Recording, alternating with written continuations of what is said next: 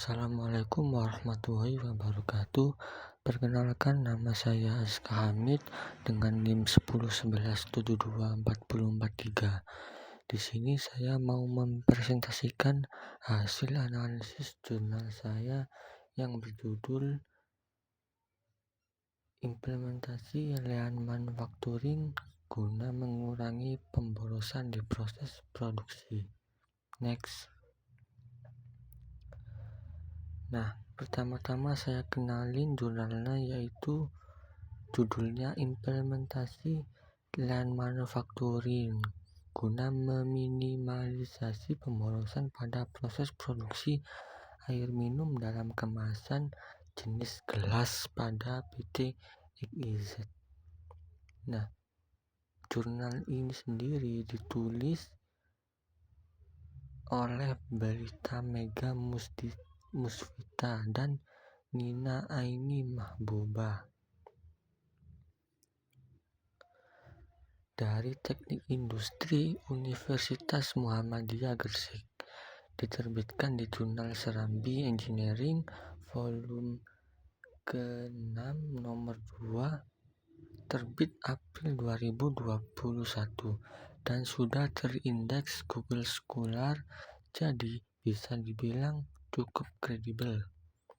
Kata kuncinya seputar Lean Manufacturing, WES, VSM, sama FMEA. Nanti istilah ini bakal sering muncul di slide berikut. Next.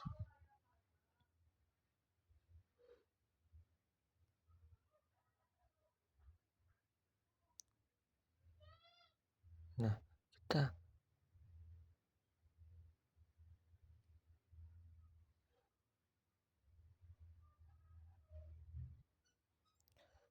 latar belakang. Nah, mengapa penelitian ini dilakukan? Jadi, PT XYZ ini perusahaan air minum dalam kemasan yang produknya ada 3, gelas, botol, sama galon. Yang paling laris itu produk gelas. Penjualannya naik 8-9% tiap tahun dari 2016 sampai 2018. Tapi masalahnya, makin banyak permintaan, makin banyak juga aktivitas yang gak ada nilai tambahnya. Cacat produk per bulan rata-rata sampai 7,66%. Ini udah lewat batas standar perusahaan. Dari total waktu tunggu 4.320 detik yang kebuang sia-sia tanpa nilai tambah, itu 2.452 detik. Jadi lumayan banyak banget. Makanya penelitian pakai pendekatan Lean Manufacturing buat nemuin dan ngilangin pemborosan ini. Next.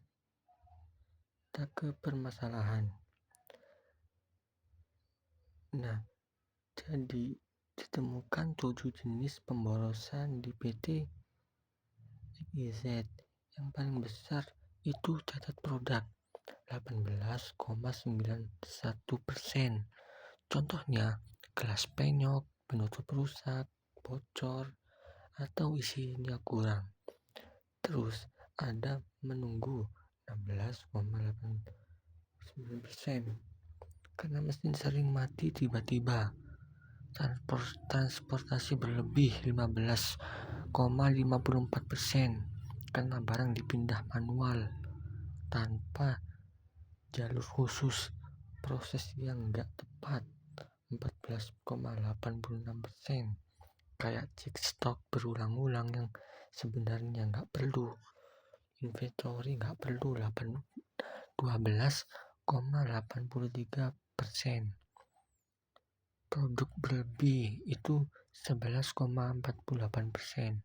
Sama gerakan gak perlu itu cuman 9,45%. Akibat harus packing ulang karena gelasnya bocor.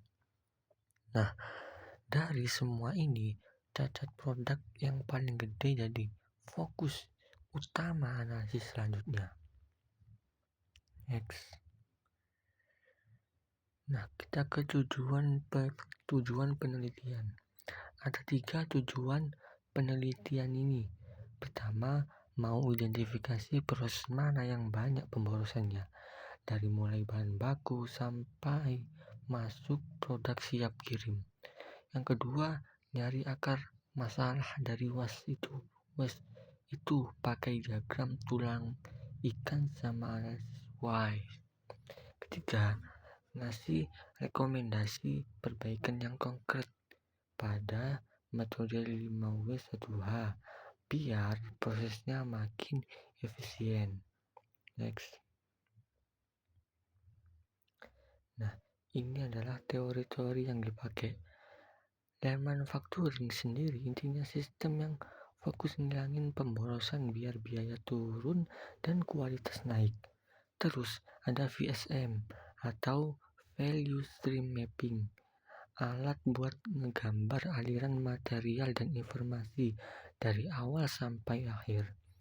FMEA dipakai buat ngecek potensi kegagalan, dihitung pakai rumus RPN, yaitu severity dikali occurrence dikali detection. Makin tinggi nilainya, makin perlu diprioritaskan.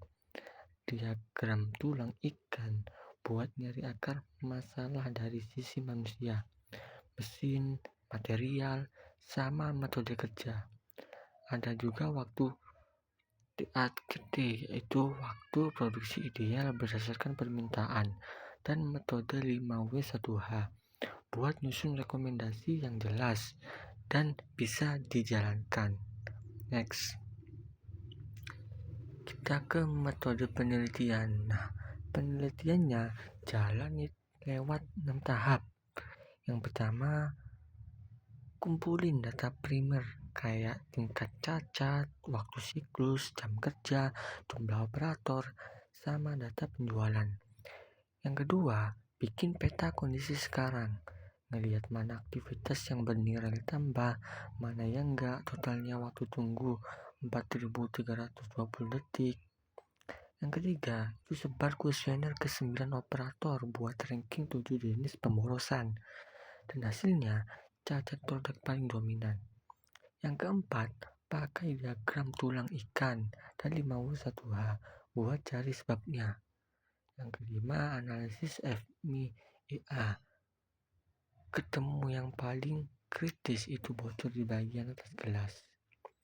Bikin peta kondisi masa depan dan nunjukin waktu tunggu bisa turun jadi 4.020 detik dan waktu siklus jadi 50 detik. Next. Nah, ini adalah hasil dan temuan. Jadi, dari peta kondisi sekarang, aktivitas dibagi 3. Yang bernilai tambah cuma 28 detik doang, atau 0,65% dari total waktu. Itu kayak pengisian air, pengalaman segel, motong segel. Yang perlu tapi sebenarnya gak bernilai tambah, ada 1830 detik atau setara 42,4%.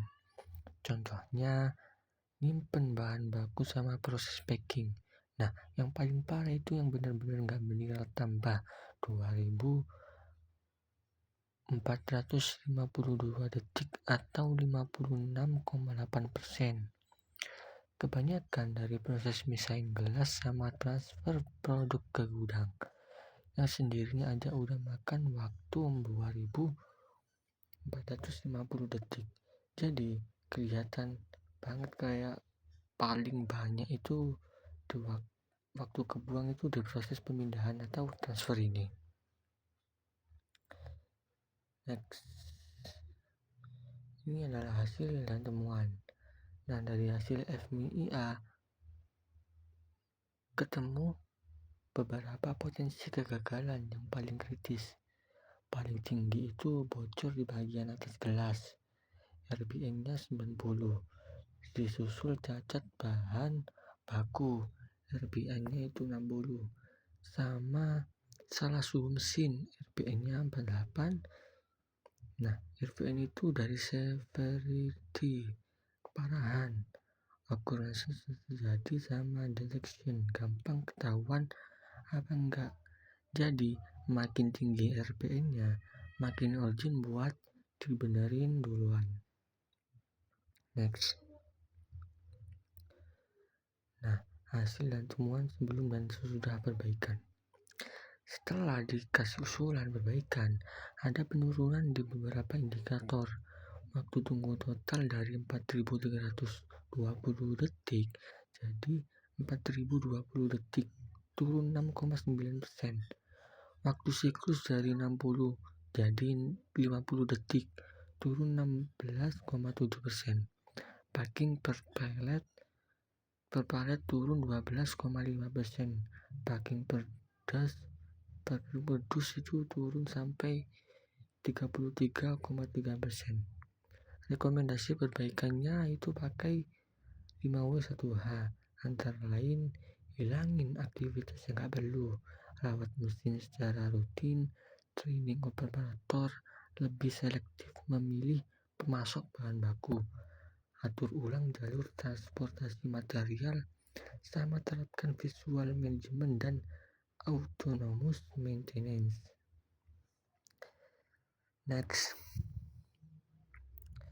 analisis kritis kelebihan dan kekurangan penelitian. Nah, kalau dari sisi kelebihan, penelitian ini pakai banyak metode sekaligus VSM, FMEA, diagram tulang ikan, sama 5W1H yang saling melengkapi. Datanya juga primer, langsung dari observasi, kuesioner, dan wawancara, jadi cukup valid. Rekomendasi konkret dan bisa langsung dipraktikkan, plus pendekatannya kuantitatif, jadi hasilnya terukur, bukan cuma asumsi. Tapi ada juga kekurangannya. Nama perusahaan disamarin jadi PT XYZ, jadi agak susah buat validasi independen. Penelitiannya juga cuma fokus ke satu lini produk doang, itu gelas, belum tentu botol sama galon. Terus gak ada uji reliabilitas atau validitas buat kuesionernya. Padahal respondennya cuma 9 orang, itu kecil banget. Peta kondisi masa depan juga masih sebatas usulan, belum benar-benar diterapin dan dievaluasi. Dan yang terakhir, belum dibahas dampaknya ke biaya produksi itu secara hitung-hitungan. Next.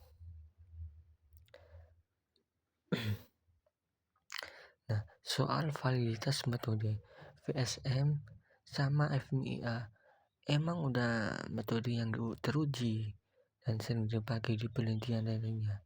Cuma respondennya kuesionernya cuma 9 orang dan gak ada uji keandalan instrumen, jadi rawan bias. Tapi dari segi relevansi hasilnya cukup nyambung sama masalah nyata di industri air minum dalam kemasan. Next. Kesimpulan jurnal, ada 4 poin nih yang bisa saya sebutkan di presentasi ini.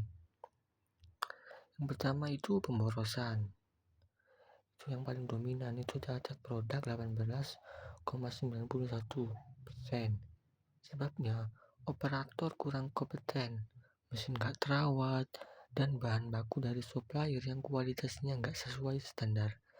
Yang kedua itu waktu tunggu sama waktu siklusnya tinggi, ada 4.320 detik, waktu siklus 60 detik. Padahal yang benar bernilai tambah cuma 28 detik atau sekitar 0,65%.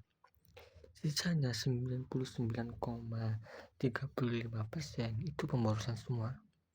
Yang ketiga itu dari FMEA, yang paling perlu diprioritaskan itu kebocoran bagian atas gelas dengan RPN 90.